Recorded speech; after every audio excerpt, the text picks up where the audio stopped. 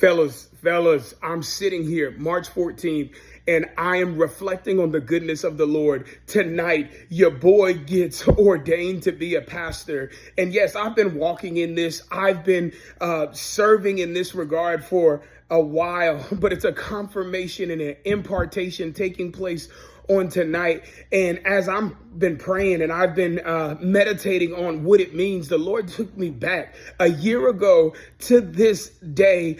I did not know up from down, left from right. I was lost. I had left my previous assignment. And if I'm honest with you, my identity was tied to it too closely. And the Lord opened the door for me to leave in a way that I didn't even know was going to happen. And I was devastated. And so I started this journey, a sabbatical for life, really, from ministry, from work, from people. Like I was very distant and I was in a season on the backside of the mountain, but the Lord was doing heart surgery.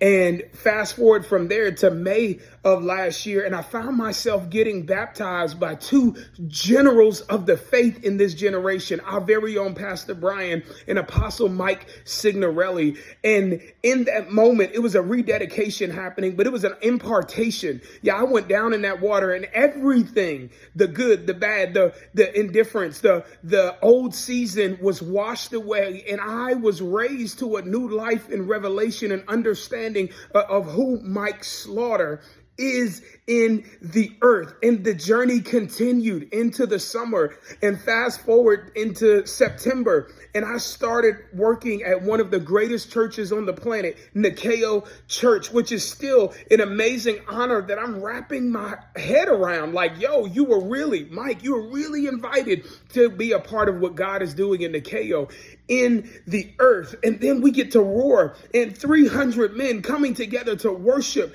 to recognize and remember who they've been called to be in the earth, and to watch the momentum, to watch the transformation of guys going from one state of being to another. And then we get to conquer 150 men going deep into their lives, into their past, into their souls, and allowing the Lord in that vulnerable space to work a wonder. And seeing what is happening is crazy. And I look around and I group me and I see the different gentlemen who are commenting about their faith journey, about the scriptures being shared, about the revelations being had, the prayer requests, to see what we're doing in our individual and corporate lives. I see the invitations to serve and see all of the amazing things that Nikeo Church is doing, and we get to be a part of it. It's mind-blowing to see the next gen building, the fact that we have property to steward, that blessings are coming left and right. And we're literally every day, hey, can we get help? Can we get help?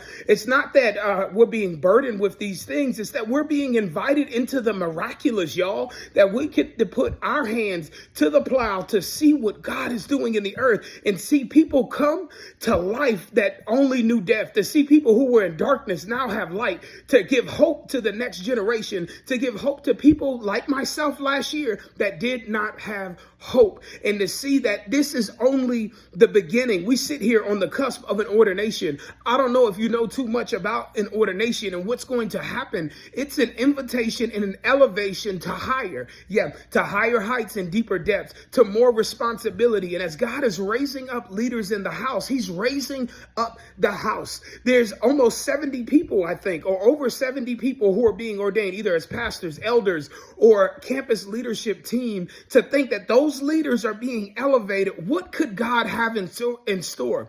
Nikeo Church has already been on a tear in the earth, in the kingdom, to take it back violently and to think we're going to another level. God is amazing. And in my reflection, the greatest thing that came to me is God has already done his part. And every time I took a step out on faith to say, yes, he blew my mind. So I encourage you, I challenge you, keep saying yes to the Lord and watch what he will do in your life personally and the life of the body of Christ collectively and corporately. I'm excited. I hope I see you tonight at 7:30 for ordination, or sometime this weekend, whether it be for the We Serve Day tomorrow or celebrating our 10th birthday on Sunday. Y'all, I'm excited because I know I'm in great expectation that God is up to something special, and you get to be a part of it. I love you. Talk to you soon.